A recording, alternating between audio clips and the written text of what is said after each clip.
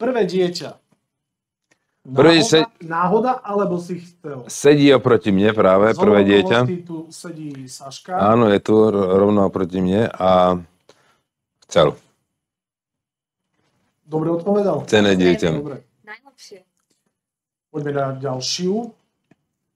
Prvá pusa, prvá frajerka, prvá platonická láska, ktorej to nikdy nepovedal. No. Prvá pusa, poďme. Kedy? Tak tu si nespomeniem. Tak nebola niekde v škôlke? Alebo A čo ja viem, to si nespomínam. Nespomínam. Zamilovanie áno, v škôlke. V škôlke. Áno, to som si spomenul, to bola do veľkáčky, som bol absolútne hotový. To bola prvá platonická láska. Tak. To bola vážna láska, že jedna platonická. Bola trošku opätovaná, ale o to viacej som ju ľúbil.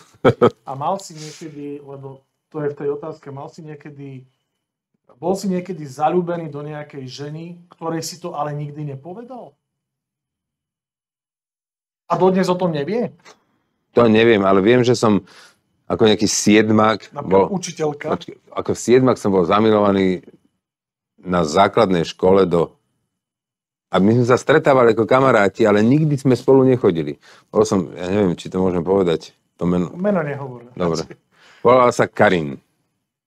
Karin a starú mamu mala na Štetinovej, alebo Škarnicovej, teraz neviem, asi Štetinová v centre mesta.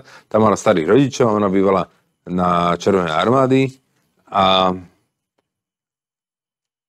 do nej som bol neskutočne zaujímavý. To prvýkrát som si uvedomoval, že proste už akože ako dospelák, no čo som mal, ja neviem, 7 som mal 13 rokov, 12.